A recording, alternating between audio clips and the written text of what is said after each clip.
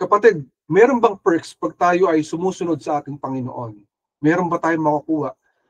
What do we need to do to be able to get the rewards that God has given for all of us? Kasi lahat tayo, kapatid, you have set rewards na galing sa ating Panginoon. May mga regalo siya. May mga biyaya pa siya para sa iyo. May mga blessing siya para sa iyo. Maaaring iniisip mo na yung mundo na to, it has all the perks that it can give you. But mind you, kapatid, ang mga bagay sa mundo na to ay temporary. You can lose it anytime. But what is from the Lord is blessed, is permanent. It's for you. Especially for you, kapatid. Meron siyang nakatakda na kayang ibigay sa iyo. But those rewards, kapatid, meron dong requirements. May prerequisites ang ating Panginoon. Meron siyang hinihingi sa atin. Kaya mapapatanong tayo sa ating sarili, may benefits ba, kapatid, kung maniniwala tayo at susundin natin ang salita ng ating Diyos? Is there something that I can get if I obey the Lord? Kaya sabi niya, di ba, God require radical obedience by faith. At sabi ng Panginoon sa 1 Samuel 15:22 in the ESV version, and Samuel said, as the Lord has the great delight in burnt offerings and sacrifices, as in obeying the voice of the Lord. Behold, to obey is better than sacrifice, and to listen than the fat of rams. Para mas maintindihan natin ito, kapatid, it has something to do with sacrifice. Kasi noong unang panahon, di ba tayo ngayon, we have the direct line. Kumbaga, meron ka ng hotline sa Panginoon. Kumbaga, parang merong 911. Pero noong unang panahon, when you pray to the Lord, you bring the prayers to the priest, and the priest will pray using the altar. And the altar, nandun po yung sacrifice, nandun po yung lamb. E sa atin, sa panahon natin ngayon, the ultimate lamb, yung sacrifice, si Jesus Christ na yun. Tapos na po yung kanyang sacrifice. Kaya pwede na tayong dumirekta sa ating Panginoong Jesus. Now, why is this important? Kasi, when you look at it, kapatid, most of us, kapatid, or actually, all of us, when we make a mistake, diba, when we do not obey the Lord, we tend to, diba, sacrifice. You ask the Lord for forgiveness. Lord, I will pray. I will turn from my wicked ways. I will do what is right in your eyes. Ganun tayo, diba? Lalo na pag alam mo parang napaparusahan yata ako, parang may punishment yung aking kasalanan, yung aking hindi pagsunod. Ang tawag doon, kapatid, ay sacrifice. You're offering your time, your life, your heart to the Lord. You're worshiping Him. Diba kaya maraming mga tinatawag na you come back to Jesus, you turn around, you worship Him again because you love Him. Yes, it's all good, kapatid. It's all right, kapatid, na dapat natin yung gawin. Pero sinasabi sa atin ng ating Panginoon, before you sacrifice, before you repent, it is better that you obey na lang. O mag-obey ka na lang, sumunod ka na lang sa Panginoon, kaysa gumawa ka ng mali at humingi ka ng tawad. Do we get, kapatid, yung logic ng kapatid? Kaya sinasabi niya rito, dinidelect ba ng Panginoon? Mas natutuwa ba siya sa ating mga offering, sa ating sacrifice? Sa ating paglapit sa Kanya? Sa ating pagnikilhod? Yes, kapatid, He delights in it, but behold, to obey is better than sacrifice. So yun po sinasabi ng Panginoon. Hindi sinasabi ng Panginoon na nire-reject niya yung mga prayers natin. Na nire-reject yung ating pagsusumamo sa Kanya. Yung paglapit natin sa Kanya. Pero mas gusto ng Panginoon, and that will be rewarded, is kung tayo mag-obey. If we follow Him wholeheartedly from the very beginning. Even if we don't see the benefits, wala pang benepisyo, pero sinunod mo na siya. Diba? Wala yung pinagkaiba pag may dumating na tukso, imbis na sumunod ka at puntahan mo yung tukso kasi may tukso ngayon, masarap ang tukso. Diba? Maganda ang tukso. Okay ang tukso, you will get instant reward. But will you obey the Lord instead of following your desires? Kasi gusto mong ma-reward ng Panginoon. That is the ultimate reward. Kumbaga, the long term, the permanent reward. Pag kasi instant reward, katulad ng kasalanan, may kapalit yun. Kumbaga, bad things can happen. Why would you want that, kapatid? Kaya to obey is better than sacrifice. And in the Hebrew language, in the ancient Hebrew language, the meaning of faith, yung pananampalataya, because it is connected to obedience, is aman or aman. And that is to support, confirm, be firm, established, and reliable. Dapat maaasahan tayo ng ating Panginoon. Reliable tayo. Establish ang ating faith na no matter what, kahit walang nakatingin, susunod tayo sa ating Panginoon. So this is not about rules. Ay, masyado ka namang, kapatid, marami kang rules, marami kang sinusunod. No. You just want to please the Lord. Kasi you have faith in Him, nananampalataya ka sa Kanya, ayaw mo siyang ma-displease. You feel bad, you feel guilty before ka gumawa ng kasalanan. So you don't want to make a mistake. You don't want to sin against God. You want to be confirmed by the Lord and you want to be firm sa puso mo, sa isipan mo na kahit niyaya ka, para ka namang iba, parang hindi ka namang friend dito. Ang tagal na natin magkakasama, minsan ka lang mayaya, ayaw mo pang sumama. Diba? Pero you would choose to do what is right because you want to please the Lord. Kapatid, I love you. Brother, friend, I love you. Pero, pasensya ka na. I want to do what is right. If I was like that before, I will not do that again. I had my time, and I'm on borrowed time right now. I want to please God. And I hope makilala mo rin siya, kapatid. Tulad ko. That is faith. Obeying, obedience by faith. You're showing your obedience to the Lord sa pamamagitan ng pananampalataya mo. Kasi alam mo na maaaring ma-reject ka, mapahiya ka, di ba? Minsan pagtawanan ka na parang ang baduy. Wow, baduy mo naman, friend, di ba? Ang baduy mo naman, brother. Why are you doing that? And may meaning din po ang obedience. Obedience is shama or asa. Shama or asa. And that is to hear, listen, obey, heed. So you do not only listen, you do not only hear, but you heed. Sumusunod ka. You obey. To do, to make, and to obey commands. So you're doing it. Kasi pwede mo sabihin na, yes, nag-obey naman ako, di ba? Lalo na sa usapang trapiko, sa kalsada. You can say that you're obeying the rules, but you're not doing it. Kasi wala naman nakakita. Wala naman traffic enforcer, so I can do this. Di ba? But what the Lord God is telling us is to obey, not only by listening or by our own words, but you do it in action. And the action, by doing it, is you showing to God your faith. Yung pananampalataya mo sa Kanya. Diba? So even yung gawain ng Lord, mahirap umattend kapag tinatamad tayo. Mahirap magbasa ng Bible pag tinatamad tayo. Mahirap makinig ng gospel song pag wala tayo sa mood. But it is God's command for us to do those things. And so we can please Him and we will be rewarded. It's also for our own benefit. Hindi ba natin yung naisip, kapatid, na most of the things that God has placed in the Bible is for our own benefit.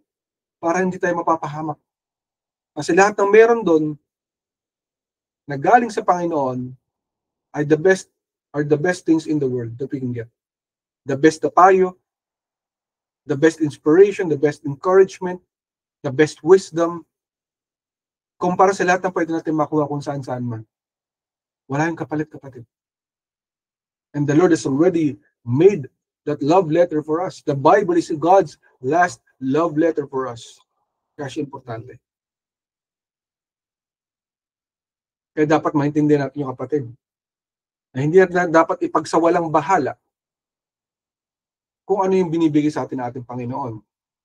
Our obedience by faith is a prerequisite to a rewarded relationship with the Lord.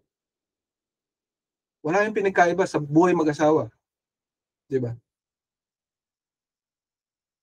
Yung pagsunod mo sa iyong asawa, hindi ibig sabihin na, kunwari, sino ba yung mas mataas, sino ba yung sabi nila, may tinatawag na under the saya. Hindi po ganun yun. Yung obedience by faith is like sa mag-asawa, yung kahit hindi kayo magkasama, ayaw mong gumawa ng mali kasi mahal mo siya. Ayaw mo siya ma-displease. And ayaw mo magbasira yung inyong relationship. Kung gusto mo maging mayroong integrity ang inyong relationship kahit hindi kayo magkasama, na pag uwi mo ng bahay, diba, you can treat each other fairly in love. So that is a prerequisite ng ating Panginoon, requirement, kumbaga, ng ating Panginoon. Kung gusto mo ng fruitful relationship sa Panginoon, dapat ino-obey mo siya, sinusunod mo siya. Kasi lahat tayo, kapatid, meron tayong mga general provisions. Lahat ng tao, di ba, even lahat ng creatures, yung animals, the birds, the fishes, we all have provisions from the Lord, mga blessing.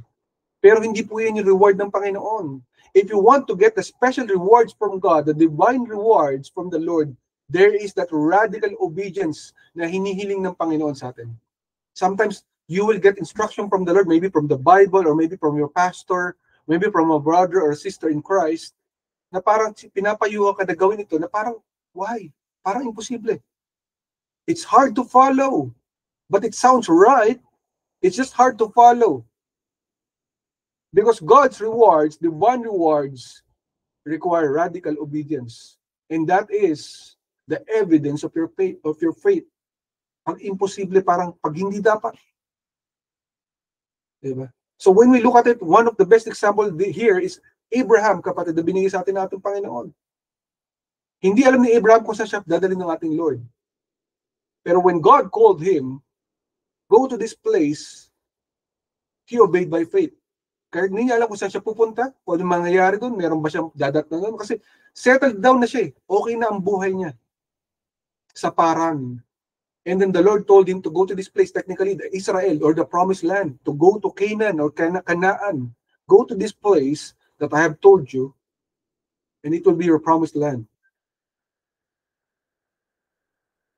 So parang imposible, ba't ako pupunta? Okay naman ang buhay ko dito. So that is radical obedience na hiningi ng Panginoon, that the evidence of His faith. Kasi you can always say, kapatid, that I love the Lord. Gusto ko makakilala lahat ng kamag-anak ko. Gusto ko maging born again din sila. I want them to know about Christ. But you yourself are not following the Lord. Then how do you expect, kapatid, na i-reward ka ng Panginoon? You expect bigger things, and yet you are not following God. If you want to be rewarded, kapatid, divine rewards from God, then it is high time, kapatid, to follow the Lord, just like Abraham did. Katawa-tawa si Abraham. Nung sinabi, kapatid, sa kanya, that you will be the father of many nations, the number of them is like the stars that you cannot count, the numbers of the sand of the seashore that you cannot count, kasing dami raw ng buhangin, kasing dami raw ng mga bituin sa langit, ang magiging saling lahi ni Abraham. Now, when you look at it, it's impossible because wala pong anak si Abraham. And he was already old in age, like hundreds na. Nasa 90s na yung kanyang asawa si Sarah. So, when you look at it, even if you hear it right now, kung nari ikaw tinawag ng Lord na gano'n, sinabi sa'yo ganyan na mangyayari, katawa-tawa. Kaya natawa pa si Sarah. Why would they obey? Diba? But Abraham did not question the Lord. He obeyed by faith. And that was his obedience to God. Kaya diba nung lumabas si Isaac, sabi ng Lord sa kanya, isacrifice mo ang anak mo sa altar. It was a test of his faith. Hindi po, this is not about being gross or parang grabe naman, bahilente ang Panginoon. Bakit gusto niya i-sacrifice ni Abraham ang kanyang anak sa altar? Why? Is the Lord bad? Diba? Is the Lord not good? No, kapatid. It was a test of the faith of Abraham that is being shown to all of us. Kasi nag-iisang anak niya lang na binigay ng Panginoon. And yet, na nag-iisang anak niya, kukunin pa. Pero Abraham never questioned God. He offered his son for the sacrifice, believing God, maybe, isa-sacrifice niya ang anak niya, and then, later on, i-resurrect naman ng Panginoon. Ganon yung faith ni Abraham. Ganon katindi yung faith ni Abraham. And so, God rewarded him to be the father of many nations. Hindi po pinabayaan ng Lord na magalaw ang buhay, na mamatay itong si Isaac. Pinakita niya lang na ito, sapagkat nung itatarak na ni Abraham yung kanyang punyal o yung knife kay Isaac para i-sacrifice siya, biglang nagsalita ang Lord, do not touch your son, and then biglang may umiyak na tupa sa gilid. And so that yung tupa, yun po ina-sacrifice. Kaya grabe po dito kasi, God repaid this by sacrificing His own Son, Jesus Christ, because hindi po papayag ang Lord na may utang na loob siya sa atin. Hindi po gusto ng Lord na may utang na loob siya sa atin. He will always repay us more than we have given. Because God is more generous than us. Mas galante ang Panginoon kaysa sa atin. So yung obedience ni Abraham, it was rewarded. He became the father of many nations. At hindi lamang yun. Ipinakita ng Lord, ng ating Diyos, na kaya niyang isacrifice ang kanyang anak, si Jesus Christ mismo, para sa ating lahat. So we must recognize, kapatid, the rewards of obedience, of obeying God, of being faithful to the Lord. So sabi ng ating Panginoon, in focus point number 1, there is a reward for our obedience to God. Kapatid, meron at meron na makukuha tayo na reward or biyaya, regalo mula sa ating Panginoon if we are obeying the Lord our God. So blessings for obedience, this is in Deuteronomy 28, 1-2 in the ESV version. God says to us, and if you faithfully obey the voice of the Lord your God, being careful to do all his commandments that I command you today, the Lord your God will set you high above all the nations of the earth.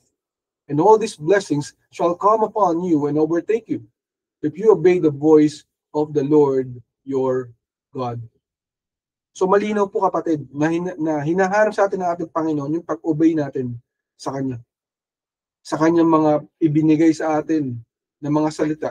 There's a reason why God gave us the Bible for us to follow. Number 1, para hindi tayo mapahamak. Akala natin, parang para maging banal lang ba yan? Para magbuka tayong santo? Ganun? No. It's for our own protection. And for us to give glory to God. Kasi ang buhay natin magiging example sa mga tao. That's the reason for it. It's hard, yes. Wala po nagsabi na madali ito. Mahirap po maging tao. That's the truth. But, take heart, kasi yung pagsunod natin sa Panginoon, may reward. There are blessings for obedience. Malinaw. Nandun pa, mayroong header, di ba? Hindi naman lahat ng verse ng Bible may header, kapatid. Pero malinaw, there is a header that the Lord has placed upon this specific verse na binigay niya. Blessing for obedience. So sabi niya,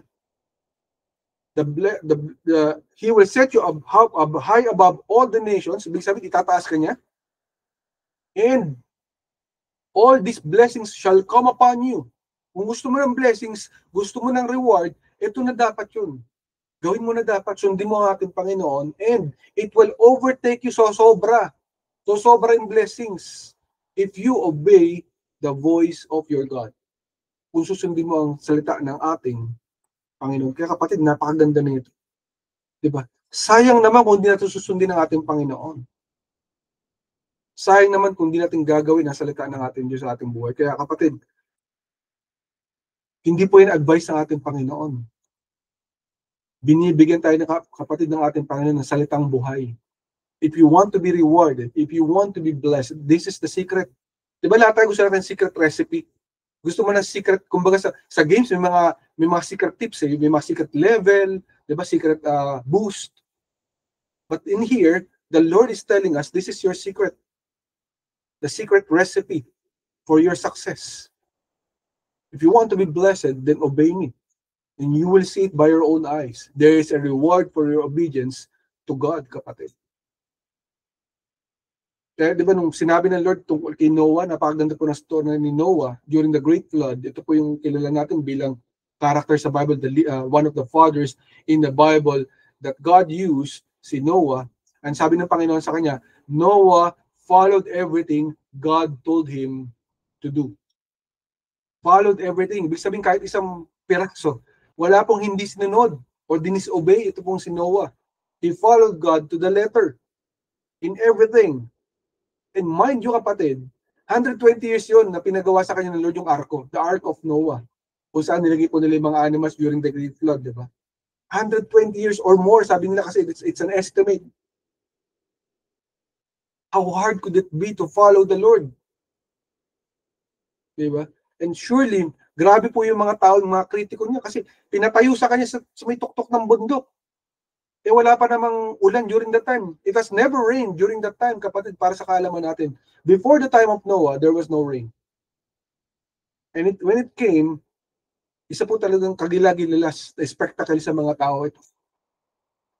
At paano po ni-reward ng Panginoon yung obedience ni Noah? Out of billions upon billions of people, during that time, only 8 people survived. 8 katao lamang ang nakasurvive in the great flood of Noah. At yun yung family lang ni Noah at si Noah. Can you imagine, kapatid? If we will follow the Lord, we will surely be rewarded. God sees that. Kapag naghihirap ka, you are following, you're soldiering it on, even if mahirap, but you're believing that God will reward it, and you will see it with your own eyes. Because He will place a banner of love for you, for me, those who obey Him in the presence of our enemies. Hindi po natin sila kaaway. Maybe may mga taong kritiko ka, may mga taong hindi naniniwala sa'yo. People who want to pull you down. Diba? Or even yung mga mahal mo sa buhay na hindi sila naniniwala. Why did you believe in Jesus Christ? Ba dahil mo nang pwedeng gawin, ba't mo ginawa to? Diba? Why did you do this? You don't need that. But God will show to them your obedience has rewards. May rewards po, kapatid. May regalong kapalit. Pwede sino bang hindi gusto ng surprise gift? Pag Christmas, di ba? Pag birthdays, pag special events. How much more kung ito po'y galing sa ating Panginoon? Kung na alam ng Panginoon kung ano yung the best sa atin, di ba? Alam na alam niya yung gusto natin. He knows the desires of our hearts. He knows our plans. He knows our dreams. Then why will He give us something na hindi natin gusto? Yeah. He wants to give us the best of the best of the best. And that is if we will obey Him. So kapatid, do not forget to obey the Lord your God. And focus point number 2 na binigay ng ating Panginoon, we obey by doing, not just by listening. So dapat sundin na natin ang ating Panginoon, hindi lang sa pamamagitan ng pakikinig. Diba? We can hear all the word of the Lord, we can read all of it in the Bible, but when we got out of the house, of our house, are we still the same? Pinafollow pa ba natin ating Panginoon? Kapag kaharap natin ating mga katrabaho, pagkaharap natin ating mga ka-business, pagkaharap natin ng ating mga kamag-anak, are we still Christ-like? Do we have Christ in our hearts? Are we showing to them our love, our forgiving heart, our loving heart? Diba? It's very important for us to obey by action, by our actions, by doing it na hindi lamang sa pamamagitan ng ating salita at sa pamamagitan ng ating pakikinig. And yung binigay na verse ng Panginoon dito, in Isaiah 12:2, in the NASB version, God says, "But be doers of the word and not hearers only, deceiving yourselves."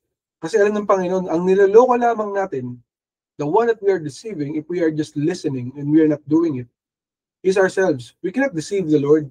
Hindi natin pwedeng lokohin ang ating Panginoon. The only one that we are hurting, kapatid, is ourselves. So if we do not follow, we lose our rewards. We lose things that are for us.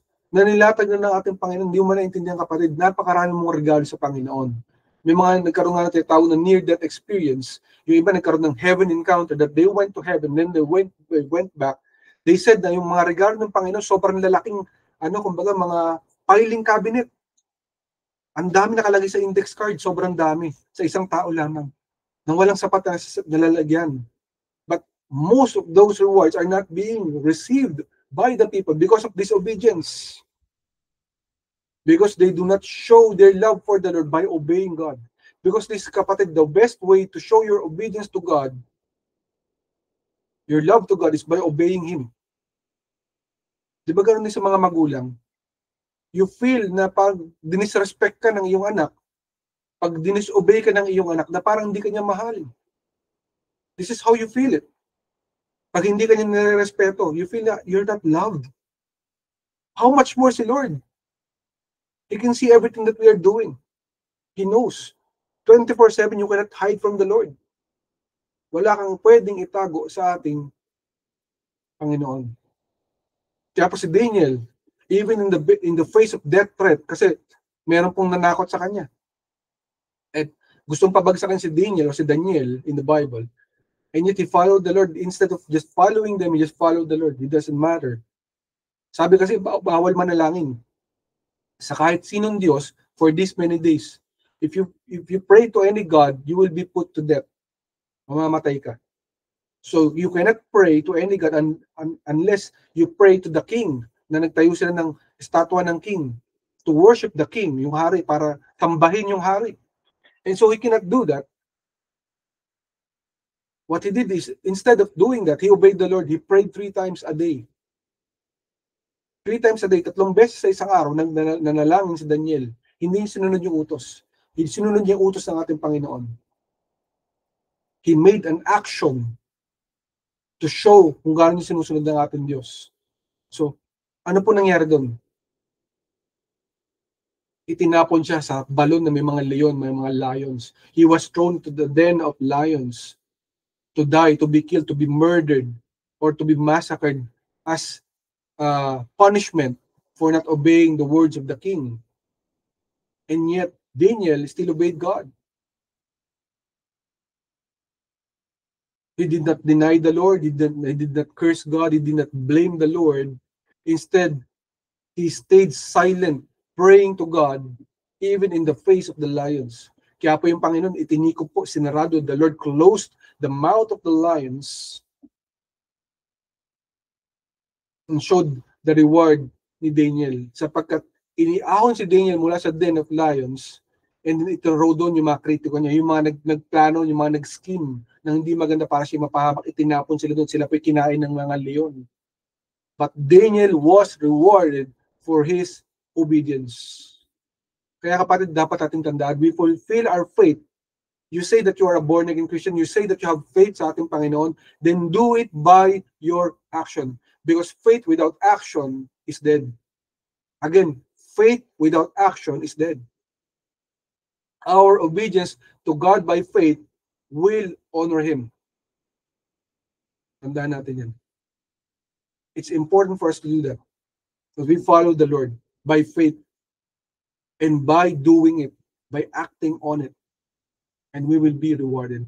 I remember there was this one time when I was a kid, and there was this cousin that I really loved, and he had a problem, yung aking pinsan na to. Bata pa ako na to, probably I was just grade 4 or grade 3, I'm not really sure, but this was really very early in my childhood days.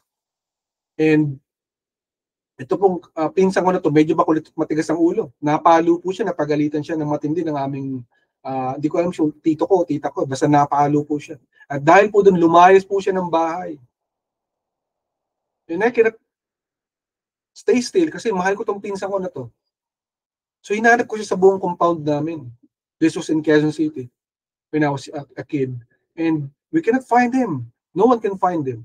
And then it dawned on us that he went away. He bolted away. Kumbaga, lumayas siya. Umalis siya ng bahay. And so I tried to search for him sa mga streets. And I cannot find him.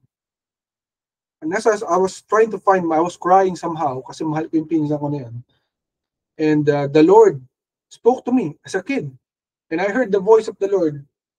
You will find him after mo makita na may ngumiti sa'yo. Until walang ngumingiti sa'yo, hindi mo siya makikita. Pero once na may ngumiti sa'yo, makikita mo na siya. Eh medyo pagod na ako kasi ang dami ko ng streets na nilakaran. Kung saan ako naglakbay. Ang daming streets kasi sa lugar namin, mahaba yung mga streets. But I trusted the Lord. Okay. The moment that I see someone smiling na may ngumiti, then makikita ko na yung pinsan ko, sabi nila, wala naman siguro mawawala kung susundin ko yun. Diba? And so, sa paglalakad ko, lahat ng tao nakasimangot sa akin. Lahat ng tao parang galit. Sabi ko, may kaaway ba ako? Lahat nakasimangot. Lahat walang nag-i-smile. So for so many streets that I'm walking into, I cannot find anyone who was smiling. And then at the last street, bago ko makabalik sa bahay namin, bago ko makauwi, I saw someone smiling. Isa sa mga taong hindi ko kilala, but he was smiling at me. Sabi ko, what's wrong with this guy? Bakit siya nag-smile? And I forgot what God told me. I was thinking, ba't nag-smile sa akin to? Nakakatawa naman siya, hindi ko siya kilala. And then as soon as I turned my head to the other way, I saw my cousin crying on the gutter, on the road, beside the road. What a miracle, kapatid. Kapatid, may you find the Lord in the moment of your life that you are obeying Him, that He will reward you. It's not for nothing na pag tayo sumunod sa Panginoon, wala lang yun. God remembers everything and He will reward our obedience. Kung susundin mo ang Panginoon, may gagawin siya sa buhay mo, kapatid. At sisiguraduhin niya na maalala mo na pagpapalain ka niya. Ganyan ang ugali ng ating Panginoon. So take away na binigay sa atin ng ating Panginoon, conclusion na binigay sa atin ng ating Panginoon. Number 1, obedience entitles us to a blessed life. Kung gusto magkaroon ng blessed life, kapatid, hindi ito yung parang, ay gusto ko lahat ng pera sa buong mundo mapunta sa akin. Hindi ganun yun. Blessed life means that however your financial status would be, you will feel adequate, enough lahat.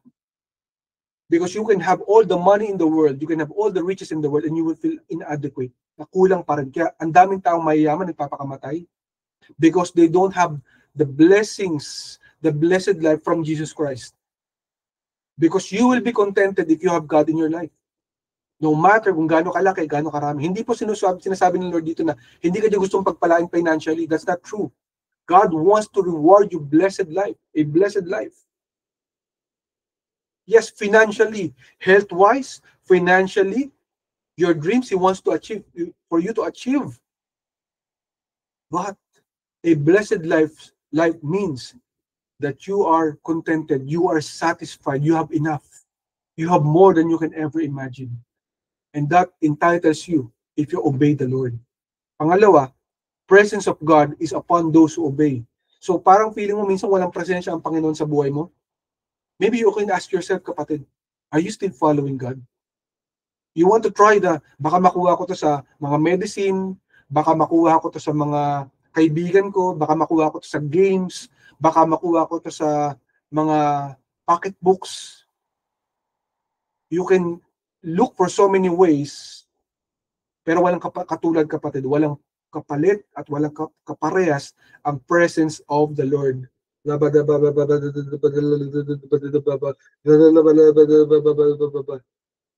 presence of the Lord, kapatid, sa buhay mo ay walang kaparehas, walang katulad. If you want to have yung buhay, kapatid, that you have peace, yung mapayapa, yung hindi ka anxious, wala kang anxiety, si Lord yung kailangan mo. Only God can remove that anxiety. Yesterday, I was in a place and there was this kid who I met. There was this group of kids and I prayed for some of them, and one of these kids, I don't know that kid, and then God intimated to me that this kid is going through something in her life. Wala siyang peace. She's so rejected by the people.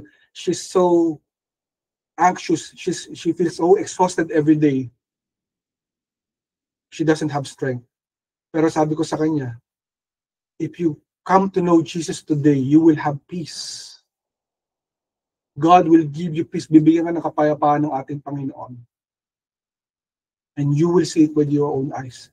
Even today, if you receive Jesus Christ. And there and then, sinabi niya, 100% accurate lahat ng sinabi ko sa kanya. Kahit hindi ko siya kilala, she told me it was 100% accurate because it is from the Lord. Because she obeyed. Kahit hindi niya kilala ang Panginoon, wala siya sa church, but she obeyed the Lord, and the Lord gave her peace. That's the presence of the Lord upon her and her life. Lastly, our faith by obedience rewards us. So kapatid, meron tayong sigurado na reward galing sa ating Panginoon kung tayo mag-obey sa ating Diyos. Because it is the measure of our faith. How much we obey the Lord is a measure of our faith. You can always say, kapatid, matindi ang faith mo, ang tiwala mo sa Panginoon. But when you never follow Him, then it only means that you do not have faith in Him.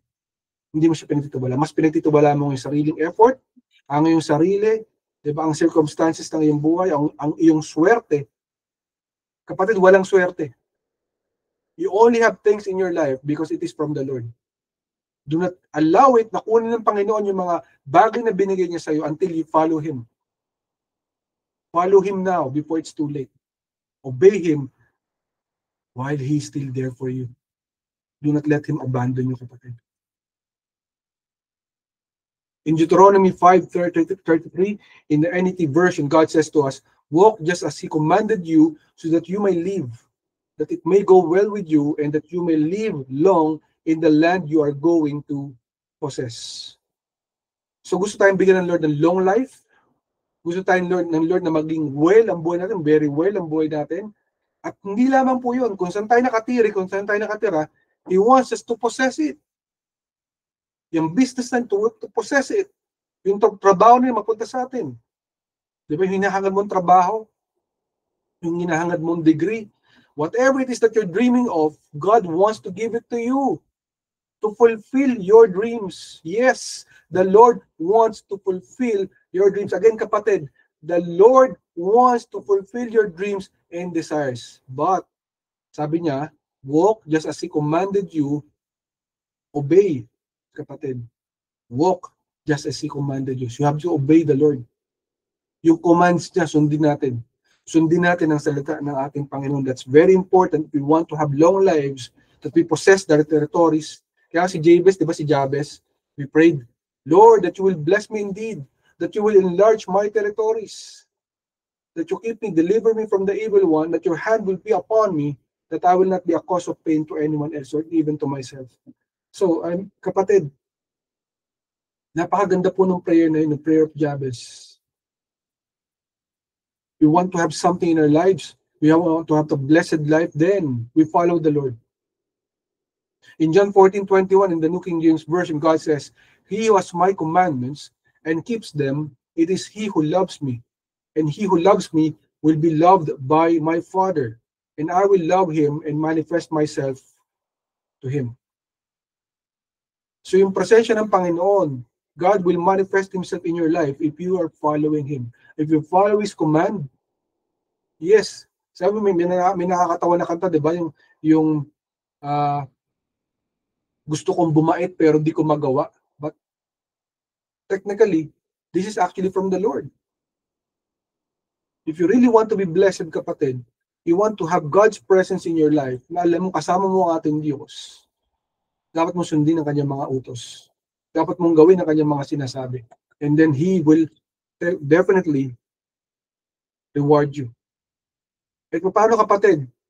Can we have rewards from the Lord? Sigurado ba ako na magkaka-reward ako sa Panginoon pag ako'y sumunod? Pag ako'y nanampalataya sa ating Diyos? Yes. In Hebrews 11:6, NASB version, God says, and without faith it is impossible to please Him. For the one who comes to God must believe that He exists, and that He proves to be one who rewards those who seek Him. So kung hindi tayo mananampalataya sa ating Panginoon, hindi natin mapipili sa ating Diyos. At yung pananampalataya na yung kapatid, we are displaying that faith to God if we obey Him. Sapagkat pinangako niya, kung ako i-obey ninyo, kung ako isusundin nyo, then I will reward you. Sabi niya, He proves to be the one who rewards those who seek Him. When you say seek Him, hinahanap po ang Diyos sa buhay mo. Pina-follow mo siya. Sinesearch mo siya.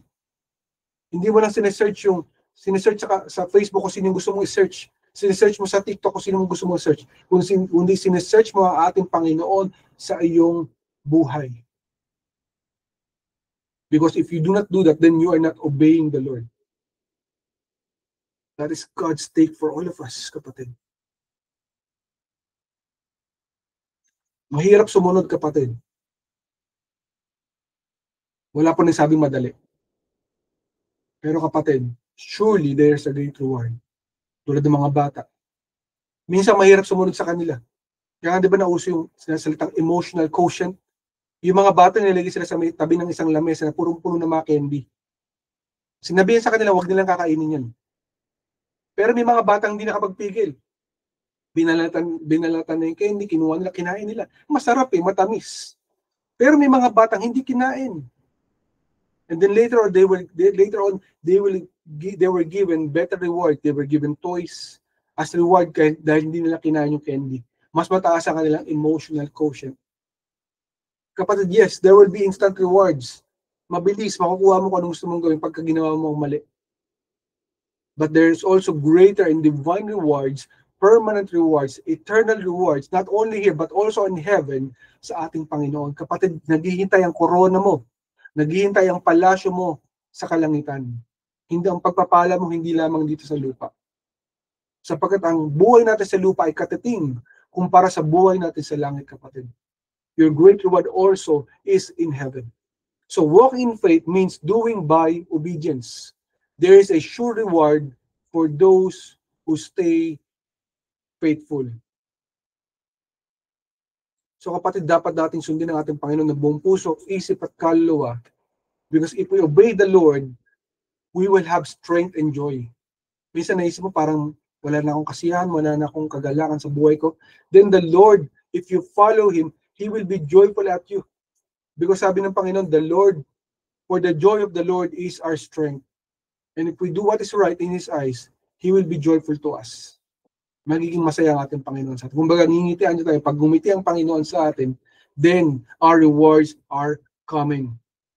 Brethren, there is no other way. Trust Jesus' way. It is all worth it.